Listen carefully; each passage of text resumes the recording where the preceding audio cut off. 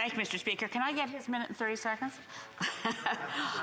Just by way of opening, I'll say that I'm basing a lot of these questions on testimony that we've heard in the Standing Committee on Fisheries and Oceans. It's an excellent committee with a lot of nonpartisan cooperation between members around the table. But I won't cite every witness to every specific question. I'm following up on an earlier question around the climate impacts of extreme weather events and those impacts on fish habitat. We know we have impacts on and threats to Pacific salmon from flooding, from wildfires, from the destruction of riparian zones that used to shield the waters to keep them from getting too hot, from increased water temperatures. But I want to focus on what we're going to do to rebuild infrastructure after the November floods in BC.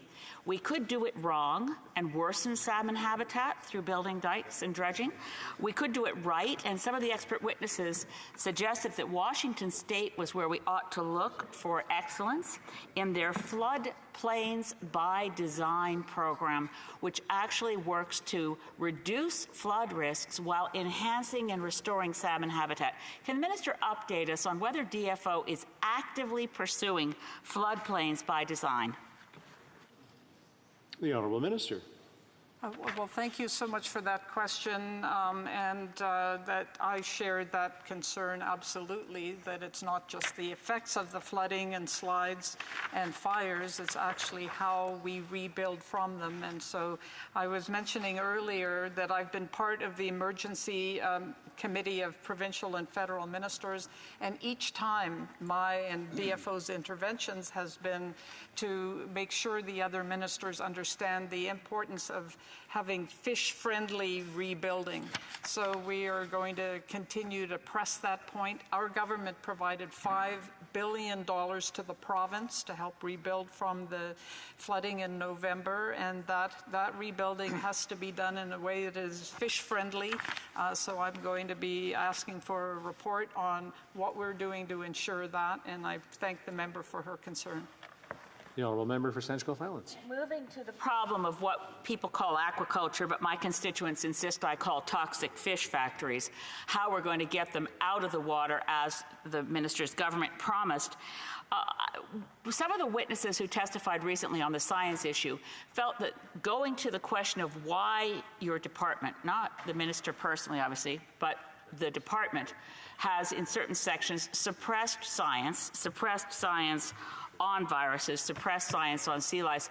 And the conclusion was it had to do with the fact that the Fisheries Act structurally has a conflict of interest of both promoting the aquaculture industry and regulating it. Would the minister be open in looking at the new Aquaculture Act to eliminating that conflict of interest, have a different department promote aquaculture, and have DFO protect wild fish stocks? Excellent question.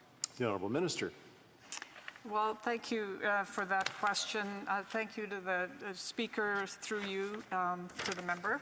So we do have a process, the CSAS process, which provides the opportunity for peer review of science. And I understand what the member is saying, that there has been some recent research that's come out since the CSAS report that determined minimal risk. And at a certain point when there is a body of work that hasn't been reviewed, I will be requesting that another peer review process takes place through CSAS so we can update our analysis of the risk to wild salmon.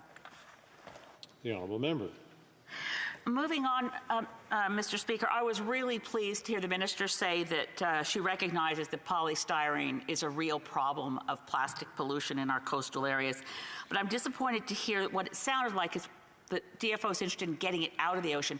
Is DFO working with Environment Canada and Climate Change to improve the regulations currently under review for ocean plastics to put polystyrene's use in the marine and coastal areas on a list so we avoid it getting into the ocean in the first place? The Honourable Minister. Well, thank you, Mr. Speaker. And this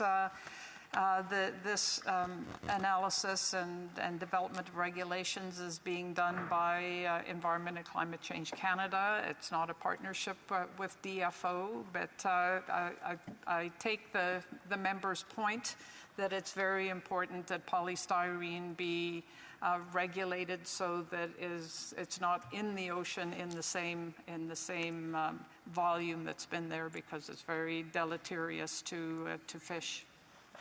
Honourable member.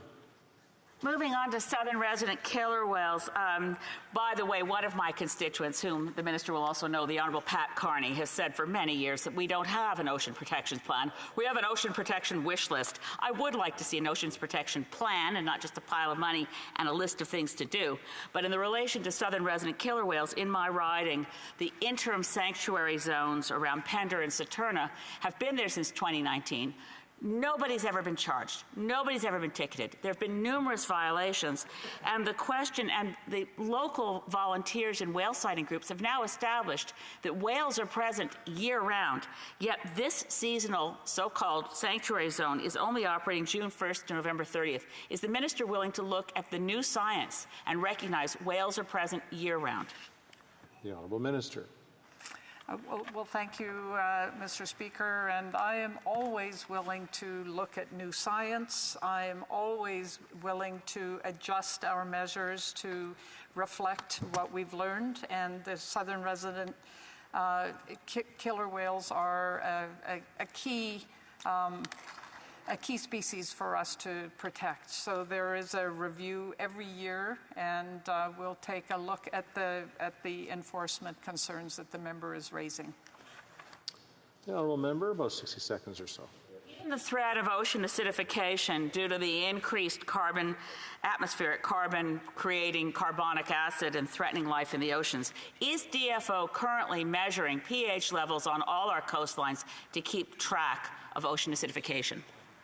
Madame la Ministre.